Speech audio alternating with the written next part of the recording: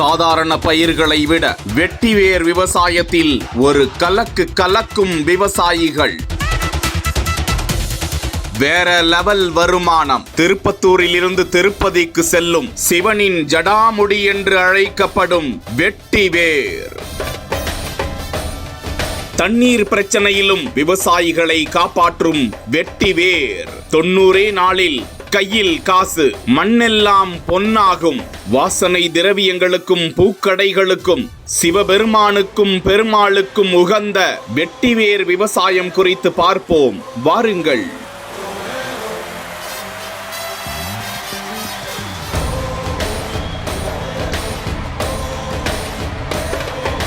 ராமநாதபுரம் மாவட்டம் தங்கச்சி மடம் அருகே பேய்கரும்பு கிராமத்தில் கடந்த 2 வருடங்களாக ஏக்கர் கணக்கில் வெட்டிவேர் விவசாயம் நடந்து வருகிறது. இந்த வேரில் இருந்து கைவினை பொருட்கள் மற்றும் வாசனை திரவியங்கள் போன்றவற்றை தயாரிக்க விவசாயிகள் அதிக லாபம் அடைந்து வருவதாக தகவல்கள் கிடைத்துள்ளன. இந்த வெட்டிவேர் விவசாயத்தை குறைந்த பரப்பில் கூட செய்து அதிக லாபம் ஈட்டலாமாம்.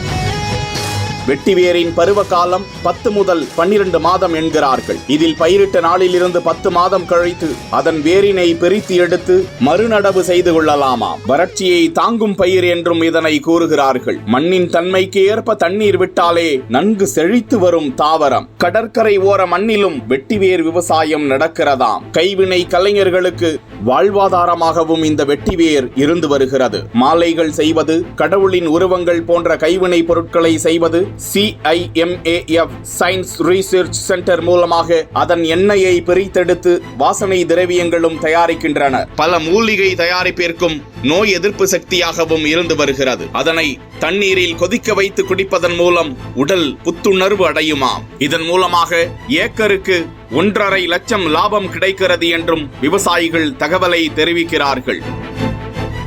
சிவகங்கை மாவட்டம் திருப்பத்தூர் தாலுகா குருவாடிப்பட்டி கிராமத்தில் CSIR எனப்படும் மத்திய மருத்துவம் மற்றும் நறுமண தாவரங்களின் நிறுவனம் செயல்பட்டு வருகிறது. இங்கு இந்த நிறுவனம் தொடங்கப்படுவதற்கு முன்பே கடலூர் மாவட்ட விவசாயிகள் வெட்டிவேர் விவசாயம் செய்து வருகிறார்கள். வெட்டிவேருக்கு உலகளாவிய தேவை இருக்கிறதாம். உலகளவில் 500 மெட்ரிக் டன் தேவைப்படுகிறதாம். இந்தியாவில் மட்டும் 32 இருந்து 40 மெட்ரிக் டன் தான் இந்த பயிர் உற்பத்தி செய்யப்படுகிறது என்றாலும் அவை அனைத்தும் உடனடியாக விற்று தீர்க்கக்கூடியவை. வாழை, கரும்பு, நெல் பயிர் சாகுபடி செய்வதன் மூலம் கிடைக்கும் வருமானம் பற்றி அனைவருக்கும் தெரியும். ஆனால் இந்த பயிர்களுக்கு அதிக அளவு தண்ணீர் தேவை. ஆனால் மானாவாரி நிலங்களில் கூட நல்லபடியாக வளர்ந்து வருமானத்தை ஈட்டி கொடுக்கக்கூடியது வெட்டிவேர் என்று விவசாயிகள் தெரிவிக்கிறார்கள். அதனால இது நல்ல லாபகரமா இருக்கு. இது எல்லாரும் இதை விவசாயம் பண்ணணும், பயிரிடணும். இது எல்லாருக்கும் ஒரு நன்மையான பொருட்கள். இது ஒரு ஏக்கரில் வெட்டிவேர் சாகுபடி செய்ய 80,000 ரூபாய் செலவாகுமாம். அதிலிருந்து 2.5 லட்சம் வருமானம் ஈட்டலாம் என்றும் அதில் அனுபவம் வாய்ந்த விவசாயிகள் தெரிவித்துள்ளனர். வெட்டிவேரில் இருந்து காலணிகள், மாலைகள், கூடைகள், டேபிள் மேட், பாய், தலையணை, சீட் கவர் என்று பலவிதமான பொருட்களும் உலகளவில் விற்பனை செய்யப்பட்டு வருவதும் குறிப்பிடத்தக்கது. முக்கியமாக இந்த வெட்டிவேர் திருப்பதி ஏழுமலையான் சுவாமிக்கு 2 மாதத்திற்கு ஒரு முறை கொண்டு சேர்க்கப்பட்டு அலங்காரம் செய்யப்படுகிறதாம். திருச்செந்தூர் முருகன் மற்றும் சிதம்பரம் நடராஜர் பெருமானுக்கும் ஆனி திருமஞ்சனம், ஆருத்ரா தரிசனம் உள்ளிட்ட விழா காலங்களில் இந்த வெட்டிவேர் தான் சுவாமிக்கு சாத்தப்படுகிறதாம். பழனி, காஞ்சிபுரம், சமயபுரம் என பிரசித்தி பெற்ற கோவில்களுக்கும் வெட்டிவேர் வாங்கி செல்லப்படுகிறதாம். சிவன் ஜடாமுடி போன்று காணப்படும் வெட்டிவேர் விவசாயத்திற்கு கையில் எடுத்தால் அது நிச்சயம் அவர்களை கைவிடாது என்பது குறிப்பிடத்தக்கது. நான் எனக்கு சீர்காழி. நான் சொந்தமா வெட்டிவேர் விவசாயம் சாகுபடி பண்ணி திருவண்ணாமலை, திருச்செந்தூர், பழனி, மதுரை இந்த கோயிலுங்களுக்கு கொடுத்துட்டு இருந்தேன். அதிகமா திருப்பதிக்கு நிறைய நான் கொடுத்துட்டு இருக்கேன். இருக்கும்போது எனக்கு ஒரு யோசனை தோணுச்சுங்க.